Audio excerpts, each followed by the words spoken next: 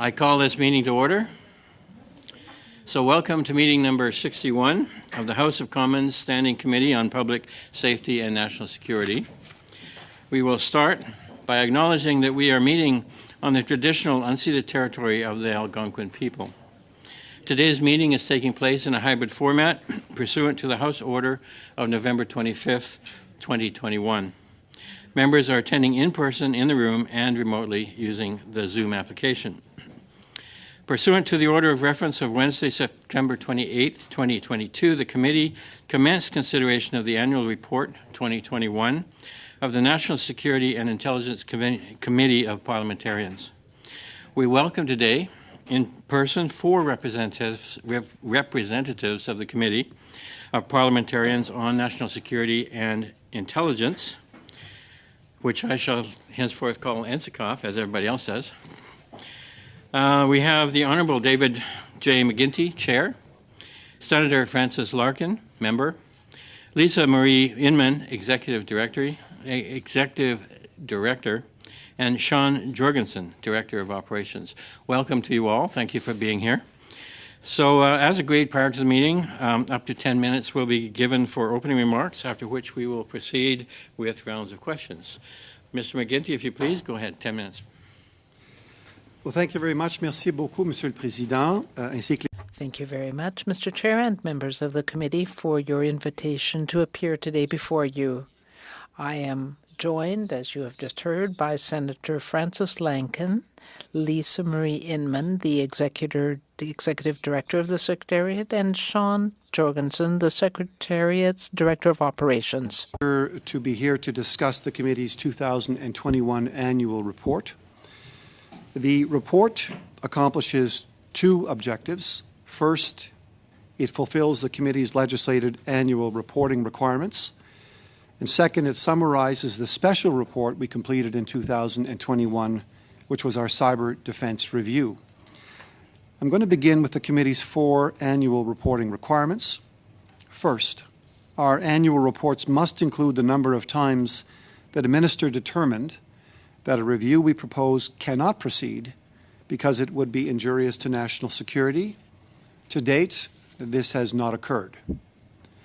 Second, our annual report must disclose the number of times a minister refused to provide information to the committee because the information constituted special operational information and would be injurious to national security. To date, this has not occurred. Third, we are required to report the number of issues a minister referred to us for potential review. In 2021, there was one such referral. On June 4th, the Minister of Health sent a referral to the committee regarding possible security incidents at the National Microbiology Laboratory in Winnipeg. Fourth, we are required to include our findings and recommendations. In 2021, the committee came to four findings and made two recommendations, all as part of the Cyber Defense Review. I will discuss that report later in my remarks. And in addition, Mr. Chair, pursuant to the Avoiding Complicity in Mistreatment by Foreign Entities Act, 12 departments are required to provide their minister with an annual mistreatment report and then to provide it to NSECU as soon as feasible. All 12 departments have provided us with their annual mistreatment reports. Next, I'd like to highlight that last year the committee marked its 5th anniversary. Since its creation in October of 2017, the committee has completed 9 reviews with 29 recommendations for the government. In 2018, the committee completed reviews related to the Prime Minister's trip to India that year, the military's intelligence activities, and how the Cabinet sets the government's intelligence priorities. In 2019, the committee completed reviews related to diversity and inclusion, related to foreign interference, the Canada Border Services Agency, and the collection and use of information on Canadians by military intelligence. In 2020, the committee completed an overview of the threats to Canada. In 2021, the committee completed the Cyber Defense Review. In 2022, the committee completed a review of the national security and intelligence activities of Global Affairs Canada. And presently, the committee is completing its review of the federal policing mandate of the RCMP. And in the interest of pursuing our second foreign interference review, the committee has temporarily paused its work on the review of the lawful interception of communications for security and intelligence activities. Members might recall that NSECOP is dissolved during writ periods and then reconstituted within 30 sitting days after the return of Parliament. And so therefore, Mr. Chair, over the past 5 years, approximately 1 year in total was not available to the committee to pursue its work. It was not operating because of 2 elections in 2019 and 2021. Passons maintenant au rapport spécial portant. Now I would like to turn to the 2021 Special Report on the Government of Canada's framework and activities to defend its systems and networks from cyber attack. We conducted the review because of the importance of federal systems and networks which form part of Canada's critical infrastructure. These networks store large amounts of personal information and are used to deliver essentially every government service. Government networks are under relentless cyber attack by a number of states, most notably China and Russia, and may be vulnerable to malware and other forms of cybercrime. Today, the federal government is a world leader in defending its networks. But this was not always the case. In the early 2010s, China carried out damaging cyber attacks against 31 federal departments. This was a wake-up call in terms of the scale of the government's cyber vulnerability and its poor defenses. Since then, the government has incrementally developed a strong cyber defense system, both in terms of governance and technical capability. Me to 2 of our findings. First, our report found that over time, the government's approach to cyber defense evolved towards one that considers all government systems as a single enterprise. This horizontal approach, colleagues, has considerably improved cyber defense, although we found it is challenged by the vertical nature of accountability in the government. Second, our report found that not all federal organizations receive the same cybersecurity protection. There are 2 related reasons for this. First, the Treasury Board's cybersecurity policies do not apply to the entire government. And when they do apply, they do not always apply evenly. Second, departments are not obligated to adopt the cyber defense services offered by Shared Services Canada and the Communications Security Establishment. This means that many federal organizations are entirely outside the government's cyber defense perimeter, while others pick and choose services and do not subscribe to them all. These gaps and inconsistencies undermine the enterprise approach to cyber defense. A system is only as strong as its weakest link. With all this in mind, the committee made 2 recommendations. First, the committee recommended that the government continue to strengthen the enterprise approach to cyber defense. Second, the committee recommended that the government fully bring all federal organizations into the cyber defense perimeter, and that the cybersecurity policy suite should apply to all federal organizations, including, Mr. Chair, Crown corporations. The government agreed with both recommendations. Indeed, we are pleased that for the first time, the government provided an official response to our recommendations in this cyber review. However, the government has still not provided any updates with respect to 20 other recommendations contained in 6 of our previous reviews. The last point that we would like to raise is that this year we expect Parliament to begin a comprehensive review of the NSECOP Act. We're aware that your committee has sought to be designated as the House Committee for this review. Once a committee is designated to conduct the review, the committee would be happy to make a specific series of recommendations about potential reforms of the Act. Today, I will only emphasize the importance of the committee's access to government information. Indeed, the committee faces several challenges to obtaining the information we are entitled to under the law and that we need to fulfill our mandate. For example, the committee is concerned that departments are applying an overly broad interpretation of what constitutes a cabinet confidence. In closing, I wish to say that all of our reports are the result of the incredible and dedicated work of my colleagues on the committee. The Cyber Defense Report is yet another example of a unanimous, nonpartisan review of a crucial government activity by a committee of security-cleared senators and members of Parliament from all major parties and groups. Thank you very much, colleagues. Thank you, Mr. McGinty, and thank you all for all of your work all these many years to work to keep us safe. We'll start now with our first round of questions. We'll start with Mr. Shipley for 6 minutes, please. Thank you, Chair, and thank you to the members for being here today and sharing your time. I'd like to start off with the first question being that maybe directed to Mr. McGinty. If he has to pass this along, that's fine. Mr. McGinty, at the beginning of March, the Prime Minister's office asked the Clerk of the Privy Council and the Minister of Intergovernmental Affairs to bring forward a plan to implement the 5 years of outstanding recommendations from your committee. Given that it is now mid-April, have any outstanding recommendations been implemented since that announcement that you're aware of? I'm sorry, I missed a little bit of the question at the front end because I didn't have the earpiece on and I couldn't hear you. No problem. I'll just, at the beginning of March, the Prime Minister's office asked the Clerk of the Privy Council and the Minister of Intergovernmental Affairs to bring forward a plan to implement the 5 years of outstanding recommendations from your committee. Given that is now mid-April, are you aware of any outstanding recommendations that have been implemented since that announcement?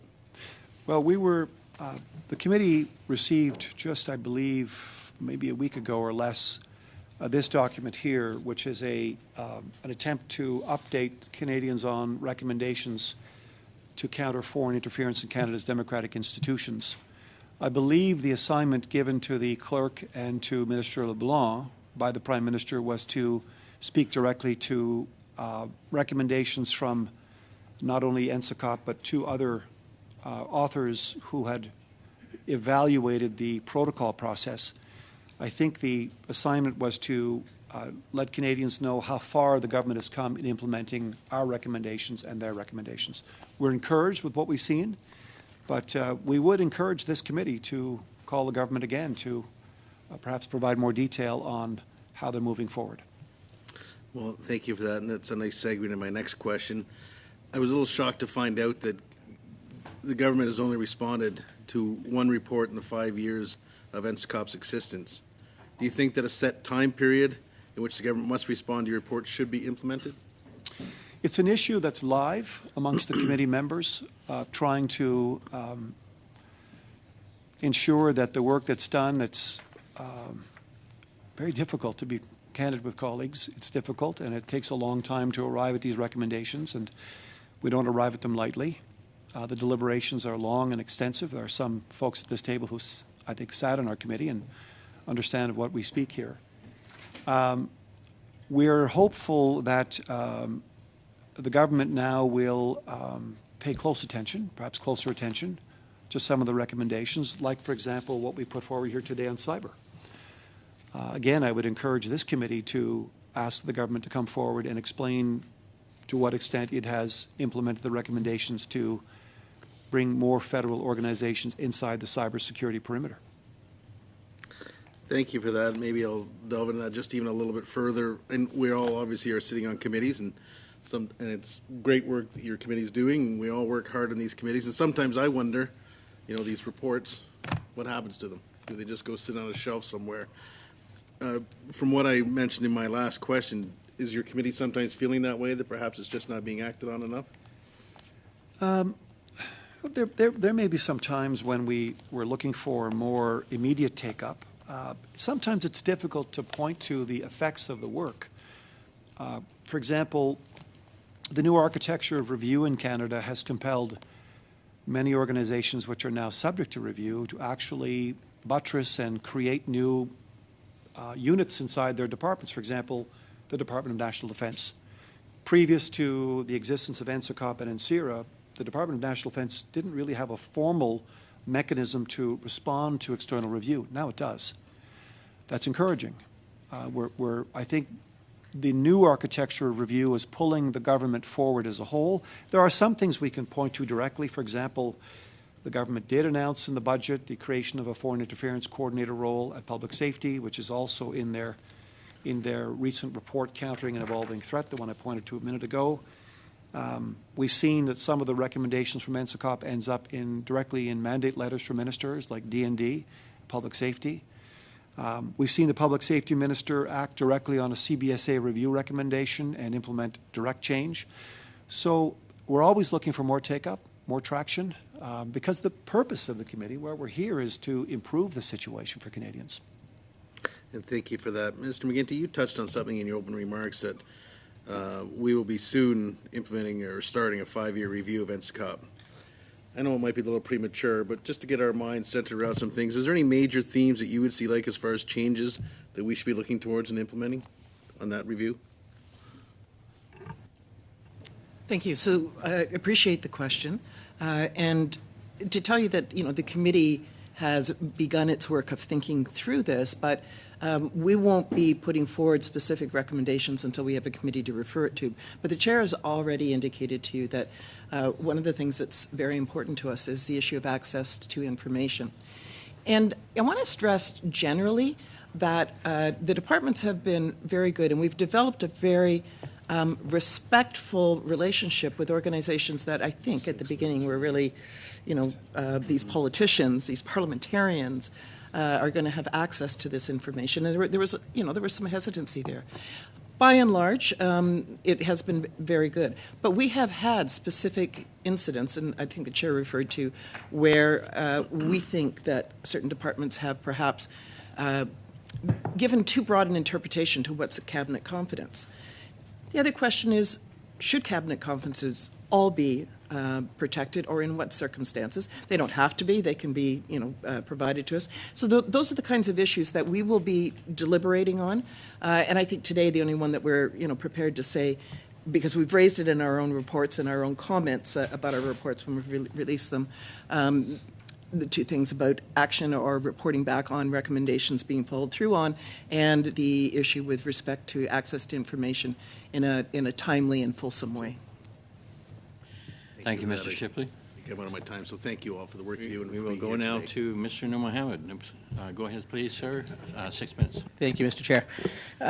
Thank you all for your appearing here and for being with us today. I'd like to dig in a little bit into the importance of this committee. Mr. McGinty, you have done, and your team and your colleagues have done a remarkable job of making sure that the work that your committee does has been in the main nonpartisan, with a tremendous amount of collaboration, and with what I hope are recommendations that all of us take seriously. One of the concerns that I have over the course of the last few weeks particularly has been the attempt to politicize the nature of the work that you do. And I want to quote in specific a comment that was made by the Leader of the Opposition, in which he says, and I quote, "NSECOP has been used in the past and is being used here to avoid accountability. It takes place in secret and is controlled by Justin Trudeau." I think it's important for Canadians to hear firsthand from you as the chair, A, whether or not that is true, and B, how you believe the role of NSECOP should be seen, and most importantly, how Canadians should view the committee and the important work that your committee does. And perhaps, Senator Larkin, you might also like to weigh in on this. The committee scrupulously avoids partisanship, and I think the highest compliment that's been paid to the committee since we began is a number of folks who have appeared before us have often said that if you were to close your eyes and listen to the conversation at the table, you actually don't know from which political persuasion the commentary is coming. We built what I think we like to refer to as a sort of nobility of purpose around the work. We think that there are some issues that transcend partisanship, that transcend any one government, and national security and intelligence is one of those issues. So it was a unique opportunity for Senator Lankin and I in particular, who've been there since the beginning, to stand up the organization. It was sort of like flying a fighter jet as we were building one. But the purpose of the committee really should transcend my chairmanship, our membership, the senior secretariat staff. It's an important mechanism for the future to allow for a full airing of classified information amongst colleagues from both houses to treat these very important issues. And look, we all respect and understand that what goes on in the other arena called the House of Commons or the Senate is natural. It's going to occur. The push and pull, the cut and thrust of that is democracy. But when it comes to access to classified information and the treatment and the handling of that information and the quiet, nonpartisan opportunity to deliberate as colleagues on behalf of 39 million Canadians, we think this is a really important structure for Canada going forward. And no matter who is in government, no matter who holds the seat as Prime Minister or Minister, or no matter who is, what configuration of the committee is. So there are comments sometimes about the role of the Prime Minister or of the government in the work of the committee, and they are, I would say, considerably off the mark.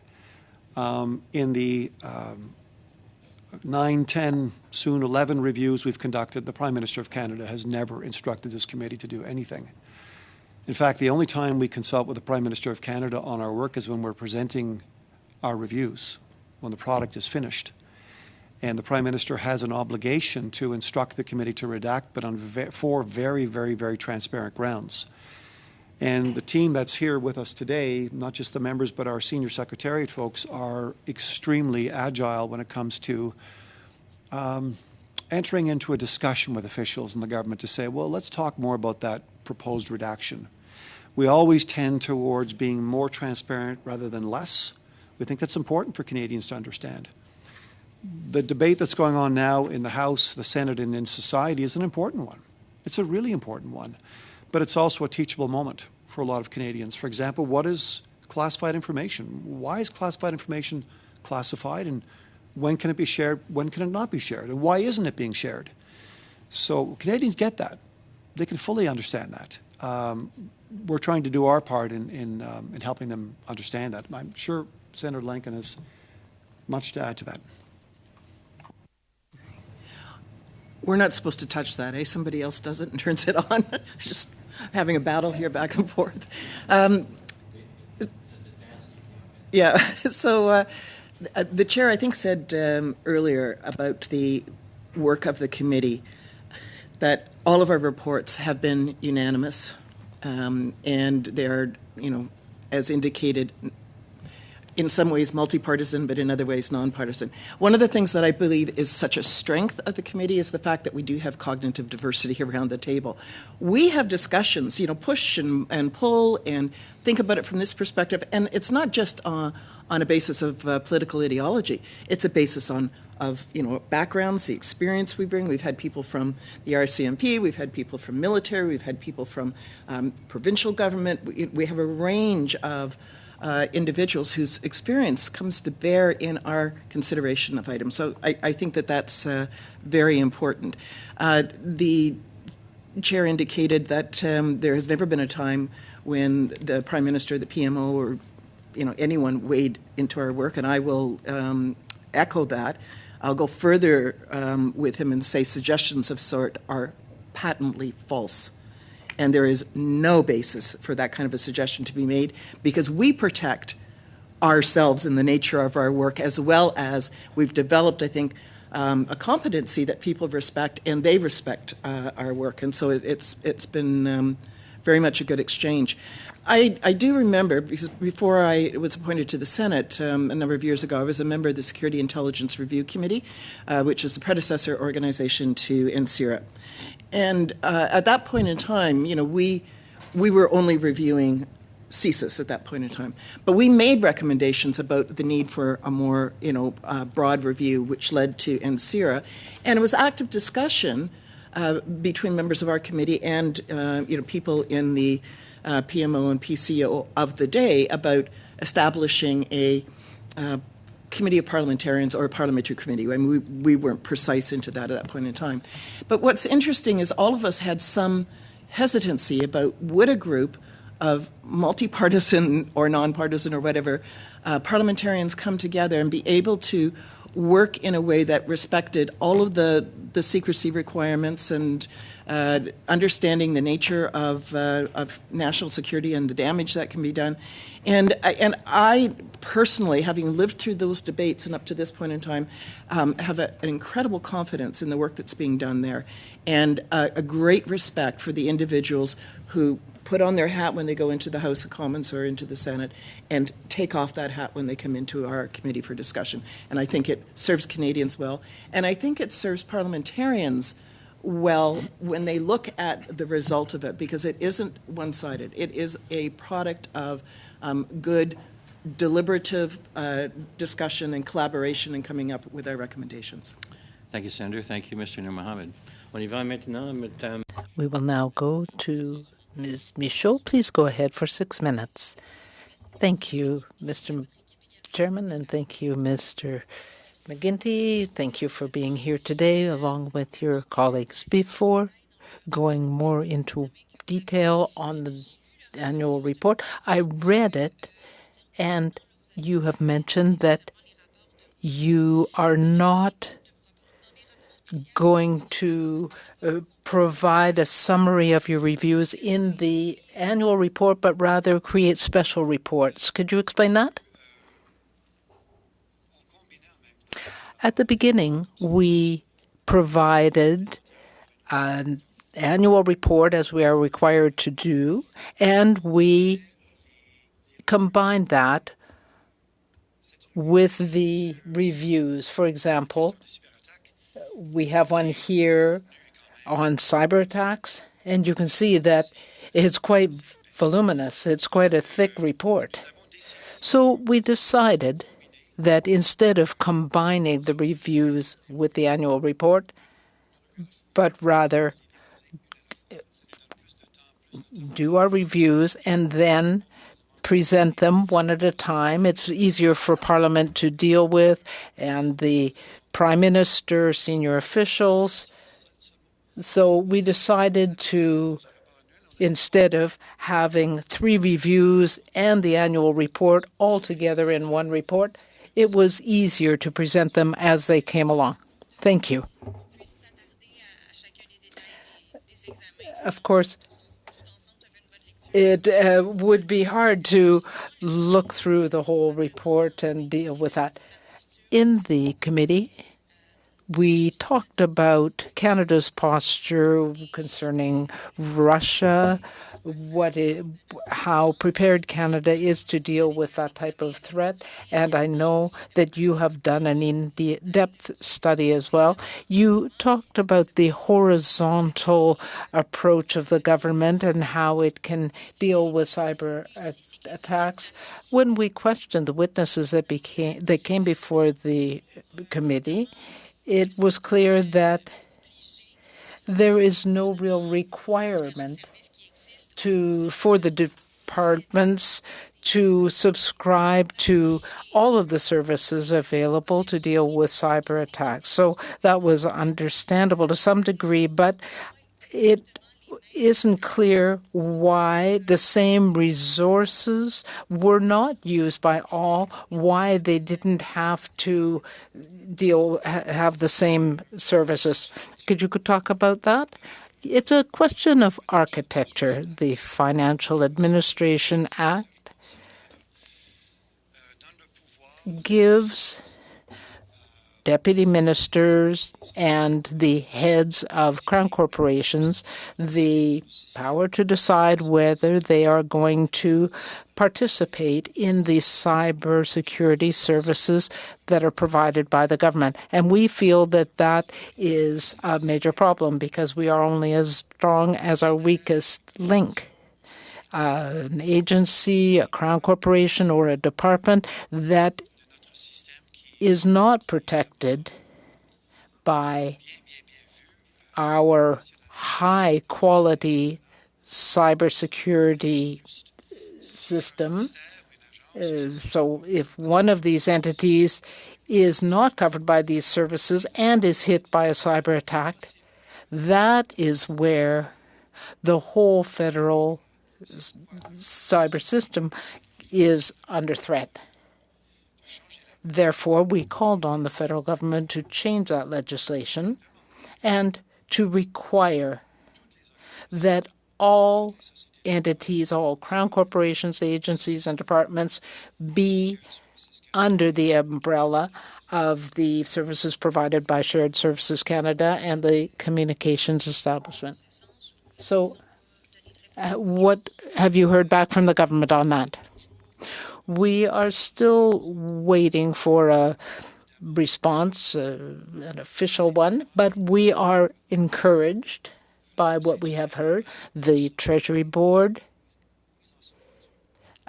could be asked where things are at. As you explained, it could help departments that have decided to go ahead and be covered by these services, and it could help them encourage others. Is there a recommendation or any other information that you would like to provide to us today regarding cybersecurity? Because there is more and more talk about this, and just in the past week or so, we've had attacks against the PMO, Hydro-Quebec, and other organizations. So probably you have recommendations. Clearly, we don't have effective protection. I think that the committee would say without any hesitation that we are only at the start of all this. We are going to see this accelerating and becoming even more complex, and this is why we did 6 case studies that are presented in the report that have never been seen in public before to illustrate the risks of a federal system where not all agencies and departments are covered by our cybersecurity system. I think that members of this committee and others would find it very useful to look at this. The Natural Research Council lost 40,000 documents. National Defense was hit a number of times, and other Crown corporations have been as well. So we certainly need to be careful with Canadians' information. Thank you. We go now to Mr. Julian. Please go ahead, sir. 6 minutes. Thank you very much, Mr. Chairman. And I would like to thank our witnesses, Senator Lankin, Mr. McGuinty. I would like to follow along the same lines as what Ms. Michaud has mentioned. 31 federal departments have been targeted. Most of them were targeted by China. But last week, we saw Hydro-Quebec, the Port of Quebec, and others that were targeted by Russia this time. So the first thing I would like to ask you is, how can we determine if a cyber attack is a success or not, whether the defenses were successful? As you said, we're going to have an increasing number of attacks, and they will be more and more complex. You said that we have a good system to protect our cybersecurity, but are we moving too slowly? Well, to begin with, the question about whether Russia was successful in penetrating these defenses, I think the communication security establishment would be the ones to ask. They would be in a position to answer that. We haven't looked in detail at the situation and what has happened over the last 2 or 3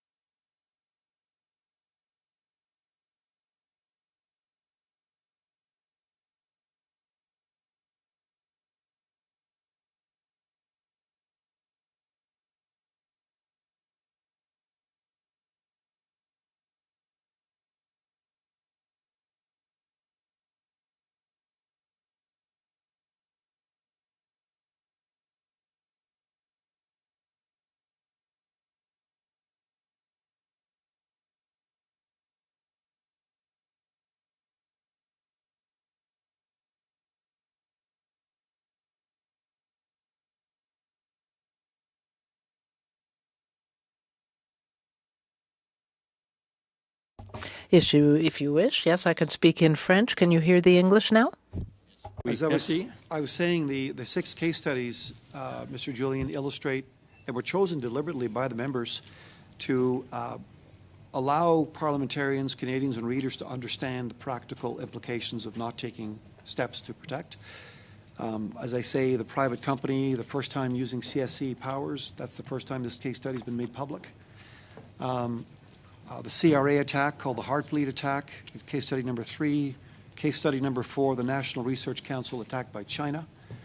We talked about the loss of 40,000 files and used its access to the NRC to infiltrate other government organizations. Very, very expensive to clean that up, $100 million at least. Case study number 5, at DND, where huge amounts of data were stolen from DND by a foreign actor. And a Crown Corporation in case study number 6, where something more recent in 2020, where a state had compromised the network of a Crown Corporation. So are we slow off the mark to respond to this? I don't know if the committee really examined that. I don't know if we examined it comparatively. We do know that CSE's abilities are now increasingly called upon internationally. We know, for example, that the United Kingdom government has called Canada's CSE in to help with their cyber defense systems. So I hope I've answered some of your question. Okay, let's come back to NCCOP. You did talk about reviewing a 5-year review. I hope I quoted this accurately, I put quotation marks around it, that one of the concerns that you had is an overly broad interpretation of cabinet confidence. And so does that make it difficult or more difficult for NCCOP to do its work? Firstly, that overly broad interpretation of cabinet confidence. And secondly, what are the other tools that you need to do your work better at a time when there's more threats around foreign interference, more threats around cyber attacks, more threats than we've experienced perhaps previously in our history as a country? I'm going to ask Lisa Marie Inman to address the question of cabinet confidence because she's on the front line often dealing with this. But one of the things that might help the committee is positive reinforcement. Positive reinforcement from all parliamentarians, all parties, and the Senate are represented in the committee, and respecting the fact that the committee has to work in closed quarters, has to proceed with enormous discipline, can't go out and comment gratuitously on subjects that are part of media reports or the cut and thrust of debate. We really do try to focus on the evidence, focus on the classified information, and we like to think that the quality of the reviews speak for themselves. But on this question, if I could, on cabinet confidence, I think Ms. Inman is best placed to speak to it. Thank you for the question. So as Senator Lankin had pointed out, the committee is not entitled to receive cabinet confidences, but it's also not prohibited from receiving them. So the particular issue that the committee had pointed out in some of its previous work, it's not so much that the committee believes that its work has been compromised or hindered by not being able to receive cabinet confidences. It's two-pronged. So first, departments aren't obliged to identify that they're not providing documents or relevant documents that are subject to cabinet confidence. So the committee doesn't know what it doesn't know.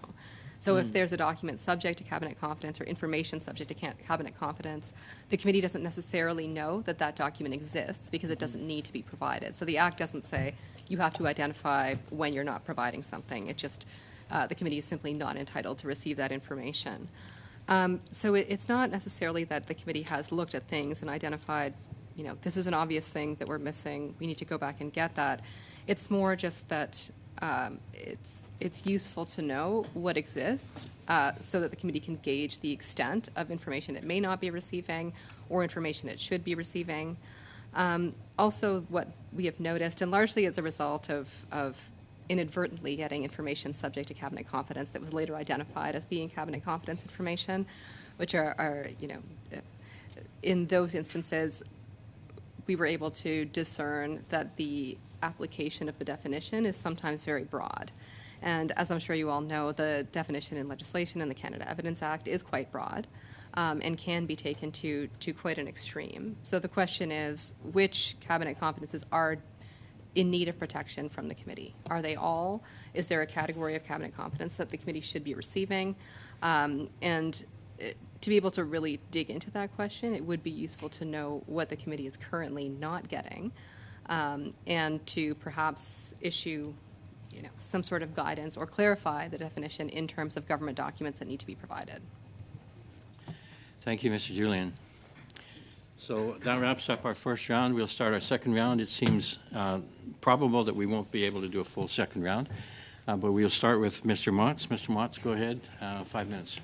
Thank you very much, Chair, and thank you to the committee, Chairman McGuinty and Senator Lankin and the Secretariat officials. Thanks for being here. When I look back over my years so far in this responsibility, they pale in comparison to my experience on NSCOP. It was probably the best and most enjoyable time I've had, because it actually felt like you were making a difference. And why?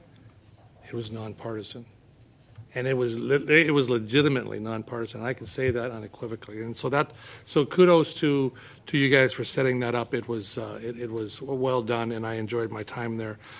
There's so much I'd like to say and ask, and I'll try and focus it. I appreciate your comments on the same battle we had back then on the broad interpretations of cabinet conferences and the realization that people on that committee, and not only those on the Secretariat, but the members of the committee, Senate and MPs, have the same or higher security clearance than most cabinet ministers do. So that's important to remember, and we're bound by legislation on, and so there is frustration, and I think this committee needs to have full access to cabinet conferences, because that broader interpretation, doesn't allow full transparency. So, and I appreciate it. The other thing that I really appreciated about NSCOP is the fact that you, as chairman, have pushed for broader transparency on the redaction process, and I think that is key for public confidence in what we do, as whole of government. And I want to applaud those efforts.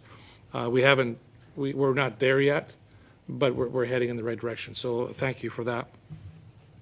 I want to get to a question on cyber defense and cybersecurity, but we talked a couple of years ago. Pardon me, Mr. Motz. So with the bells are ringing, we need unanimous consent to carry on. I propose we carry on to 5:30. Do we have unanimous consent? Very well. Thank you all. Carry on. Thank you, Chair. We talk about legislatively there is a requirement to have the NSCOP review within 5 years. It's been nearly 7. What steps do you think we need to take to encourage that push a little harder, to make sure it happens? I believe, as others around this table believe, that this is probably the best committee to do that review. And when we do it, it should be some urgency to it, I believe. What would you, as a committee, as NSCOP, recommend, suggest to be focused on? We can get into lots of things, but what would you suggest we focus on? Well, there are some practical challenges we do face from time to time. We're making, I think, great progress, and maybe Sean Jorgensen, our Director of Operations, can speak a little bit about the progress we've made on the redactions process. And let me just step back and just publicly thank you, Mr. Motz, for your service at NSCOP. You were a superb member and represented not only your constituents but your party and the House very well. We miss you, and thank you for your service. I think there are some practical challenges. For example, one of the challenges Lisa Marie Inman faces is we often can't get top secret interpreters. These are interpreters that we can't rely on interpreters, for example, who interpret for cabinet, right, because they're not sufficiently cleared. So we need a different category of interpreters. And so that's sometimes a bit of a challenge. During the pandemic, we managed to hold ourselves together by having people on very secure satellite systems and meeting across the country and so on virtually. Sometimes the pace Sorry, of... Mr. McGinn, I don't mean to cut you off. Yep. I want to get into cybersecurity. One question, a follow-up Oh, I'm from sorry. Ms. Okay. Michaud and Mr. Julian. Yep.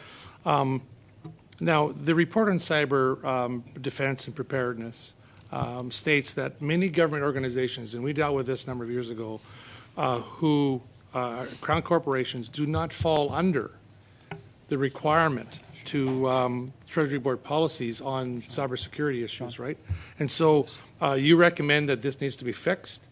And can you just speak, that hasn't happened as of a month ago, that has yet to occur.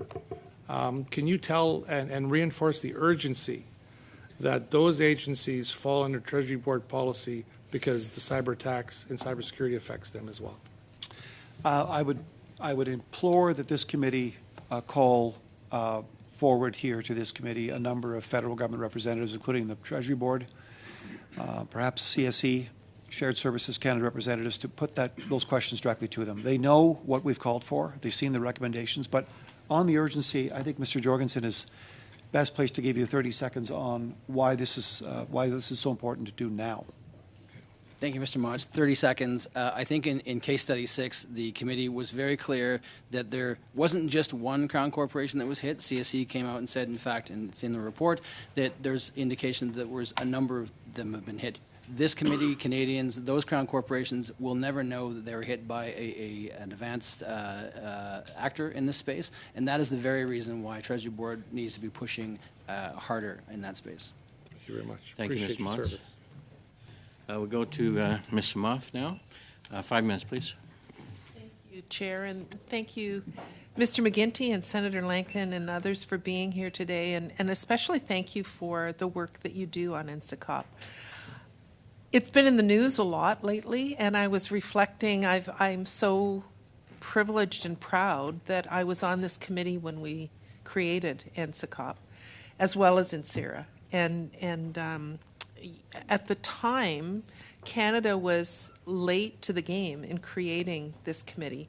I think at the time the UK had a committee similar to ours for about 20 years. And so that's why we said we'll review it in 5 years. I think my friend's math was a little off. It's not 7, it's about 5.5 years. But because we wanted to see how it was working and how it evolved, and I'm disappointed to hear about the cabinet confidences, because that is something that we discussed at the time of the creation of the committee. But you were talking about top secret interpreters, and one of the things that I think has been missed in the conversation generally about NSECOP is that it's not top secret because you're not wanting to be transparent with Canadians. Can you maybe explain why you have a top secret clearance, why you're meeting in a different location, and why that's critical to the work that you do? Thanks for the question. It speaks directly to the access that the committee has to classified, highly classified information. And that information is shared after a process of screening of top secret security clearance, a swearing an oath, and of effectively, as parliamentarians, signing away our parliamentary privilege. It's also important for members and Canadians to understand the government doesn't have a majority of members on this committee. It was actually designed so no government would have a majority of members on the committee. In fact, with the Senate and with the House combined, the government's always in a minority situation. But I also, I think it's important for members and Canadians to know, in the last 5.5 years, we've never, ever had to hold a vote. Everything has been unanimous. And if we haven't got a unanimous outcome, we go back at it again and deliberate. So it's important for us to remind Canadians that we deal with classified information and material, and we have to be careful how we use it, how we share it, because it speaks to, for example, the sources and methods behind it. Where did this information come from? How did our information collectors obtain the information? If it's shared publicly, that can put at risk those systems. It can put at risk the Canadians who are, good women and men who are working in security and intelligence in this country, who are working to help keep us safe and to deal with national security and intelligence threats. So we have to be careful and behind closed doors, because some of the information we get is from our Five Eyes partners. and perhaps it's shared with us in great confidence, not to be shared again, not to be passed on anywhere else in any other shape or form. So we've got to be very careful. There are privacy considerations that we have to work around. So the committee is not choosing to hide itself in a secure facility somewhere because it doesn't want to see the light of day. On the contrary, Senator Lankin and other members and Mr. Motz during his time at NSECOP were very forceful in helping the committee come to a conclusion, which is we want to be as transparent as we can. We want to share as much information as we can. We want to push out on the redaction process as hard as we can for Canadians' benefits. But this decision to do things in a secure facility, handling highly classified information, is not something that we've invented just because we want to be secret people. It's because we have to handle this information. And you're required to keep it secret for life. It's not just during your time as a parliamentarian, correct? That's correct under the Security of Information Act and under the oath that we swear and take. No information of this nature can ever be wittingly or unwittingly shared. Would you agree that our democracy in Canada here is one of the strongest and most stable in the world? I'm not sure I can answer that question completely. It's not something the committee has really applied its mind to. I would say, with respect to the cybersecurity review we've done, we've got progress to make. It's a work in progress. But I would want Canadians to understand that the system that we've evolved in Canada on the cybersecurity front at the federal level is very, very, very good and world-renowned, frankly. And we should be confident that we have a system in place that's keeping our information safe as well. But there's work to be done. I know my time's up, but I just want to say I'm really proud of the work that you and the committee are doing, and I thank you sincerely for it. Thank you very much. Merci. I'll pass it on to the members. On y va maintenant. We will now go to Ms. Michaud. 2.5 minutes, please. Thank you, Mr. Chairman.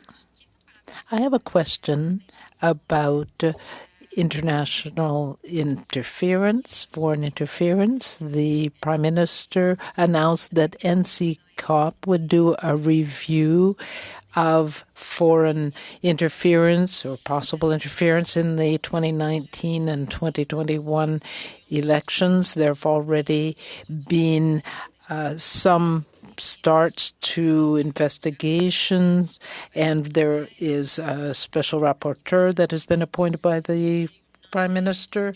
There have been calls for an independent public inquiry to look into these issues, because if Canadians' vote is not properly assessed or properly encouraged and so on, that's a problem. Now, you talked about confidentiality. Do you think that NCCOP is the best body to study this issue? This isn't a question that the committee has addressed or the members. We have received a request from the Prime Minister to continue our work on foreign interference, because we have already presented a review to the House of Commons that looked at 3 years, and we looked at some 3,000 documents. So this was the most in-depth study done in Canada. We provided that result to the Prime Minister, to the House 3 years ago. So we have asked to continue that work, especially, of course, focusing on the last 2 elections. The question of Mr. Johnston's work and in Syria's review, we don't know what Mr. Johnston will propose, but we have our path, and we have already published and distributed what we are planning to do. So that is our approach. We have not received any comments and have not made any comments about what others are doing. We are focused on our own work. Thank you. Mr. Julian, please go ahead, 2.5 minutes. Thanks very much, Mr. Chair. On the issue of foreign interference, the NDP brought forward and Parliament passed the motion calling for a public inquiry. There is no doubt that NCCOP has an important role to play. We also believe firmly that a public inquiry is warranted and needed in this regard. And when we look at the recommendations you put forward that are excellent recommendations, again, there's a sense as the allegations have come out in the last few months about allegations of possible support from the Chinese government for certain candidates from a couple of political parties, concerns that have already been raised, that were raised last year around Russian interference in Canada. We saw this with the so-called Freedom Convoy that caused such misery in downtown Ottawa, depriving people of groceries and medication and sleep. These are major concerns, and I see the recommendations. But I also note that to adequately respond to the threat of foreign interference requires Elections Canada to be bolstered, the disinformation campaigns to be stopped. I see the recommendations, but do you feel that there is warranted for a broader degree of coordination to push back against this, to ensure after you've done your review of previous elections that we can get the answers for Canadians to ensure that in future elections that we can stop any possibility of those attempts to influence our electorate to be increased or deepened in any way. What about the coordination? You offer these recommendations. What about the coordination to actually getting them implemented? I'm going to start by saying that you ask a question which perhaps asks us to predict what our recommendations will be on this review, and we haven't done the review yet. So, please excuse me if I don't go so far as to adequately answer that. But let me say, first of all, the recommendations that came out in the first part, now we know, of our foreign interference review were based on the period of study that we looked at. And whether it's that or whether it's cybersecurity, we see the world speeding up in these issues. And so that will be something that will be part of, as we look at this, that we'll understand. And I think that also calls upon us to understand a little bit of the history, how this has come along. I mean, it's not just now that we're finding out about these cases of interference. There have been alarm bells over the years, and I'm one who firmly believes that governments of all political stripes have responded and have put in place measures and have continued to build on those. And if anything, what we will look at is, have they kept pace with the need? But we're not at that point to be able to answer that. I'm sorry. Thank you. I'm afraid we have to draw the line there. So thank you to NCCOP for all the work you do on an ongoing basis. It's very important. We appreciate your time with us today. It's very helpful. And with that, we are now adjourned. Thank you all.